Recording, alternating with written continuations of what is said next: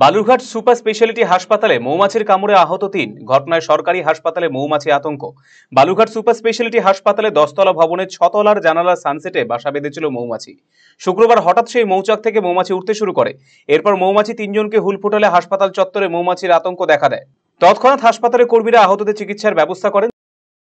আমি patient guardian, আমি ওদিকে গেছিলাম, দেখলাম একটা চিল এসে 10 থেকে 12 বার ছোঁ মেরে চলে গেল।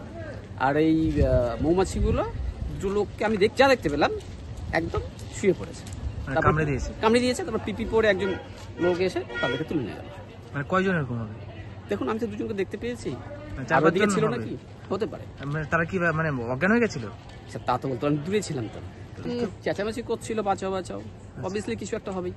দক্ষিণ দিনাজপুর জেলা হাসপাতালের সুপার ডাক্তার কৃষ্ণেন্দু বিকাশ বাগ জানিয়েছেন আহত 3জনের চিকিৎসার ব্যবস্থা করা হয়েছে। পাশাপাশি তিনি জানিয়েছেন এর আগেও হাসপাতাল বিল্ডিং এ থাকা মৌচাক ভেঙে ফেলা হয়েছে, কিন্তু এবারে মৌচাক এমন জায়গায় হয়েছে সেখানে উঠে ভেঙে ফেলা কঠিন।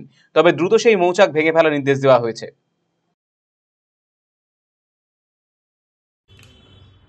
সুপার স্পেশালিটি বিল্ডিংয়ের ওই যে 10তলার একদম মানে এমন পজিশনগুলোতে মৌচাকগুলো আগেও দেখেছি হয়েছে, সেগুলো আমরা ভেঙেও দিয়েছি, আবার হয়েছে এবং এখন এমন একটা গ্রুপ পজিশনে হয়েছে যেগুলো ভাঙতে গেলেও মানে কঠিন ব্যাপার আর কি। তাও আমরা এক্সপার্ট লাগিয়েছি ওগুলোকে ভেঙে দেওয়ার জন্য।